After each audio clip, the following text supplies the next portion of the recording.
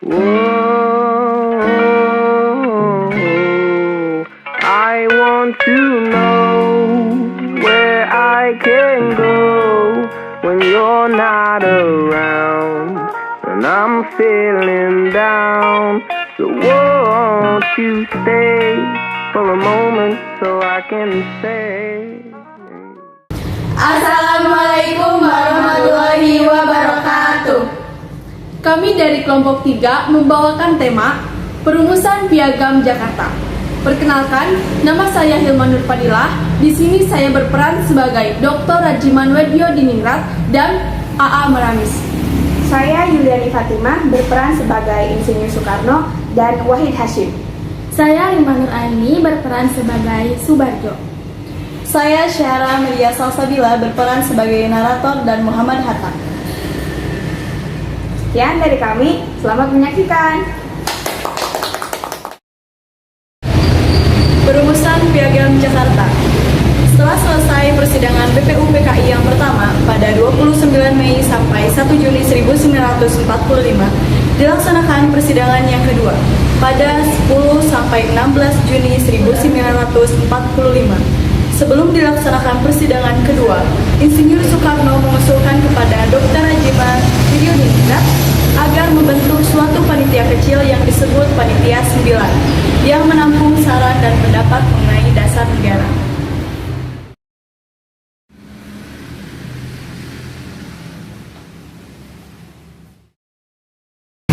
Bolehkah saya berpendapat? Boleh, silahkan. Bagaimana dengan situasi seperti ini kita menggunakan waktu untuk membentuk badan yang isinya tentang pendapat dan saran untuk membentuk dasar negara? Baiklah, kau atur dan kau pilih yang menurutmu sesuai.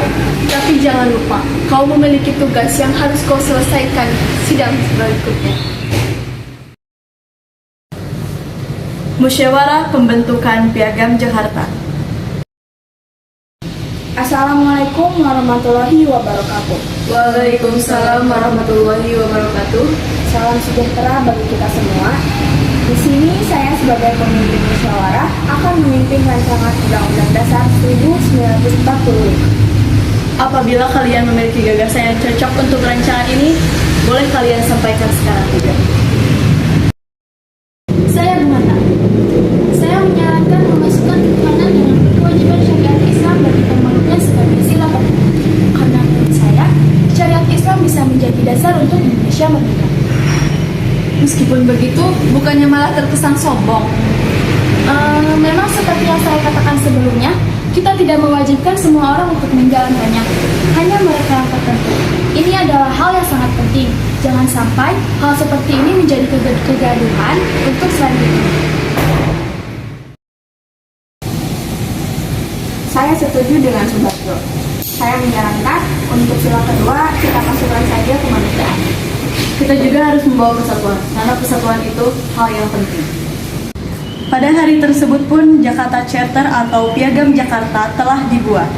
Kemerdekaan pun berhasil dilaksanakan pada 17 Agustus 1945.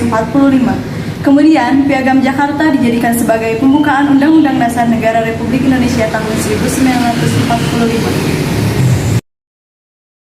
Baik, dipersilakan kepada Ketua Panitia 9 untuk menyampaikan hasil kerjanya.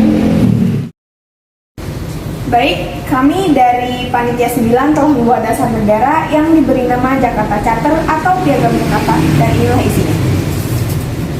Piagam Jakarta, bahwa sesungguhnya kemerdekaan itu ialah hak segala bangsa, dan oleh sebab itu, maka penjajahan di atas dunia harus dihapuskan, karena tidak sesuai dengan pri kemanusiaan dan pri keadilan.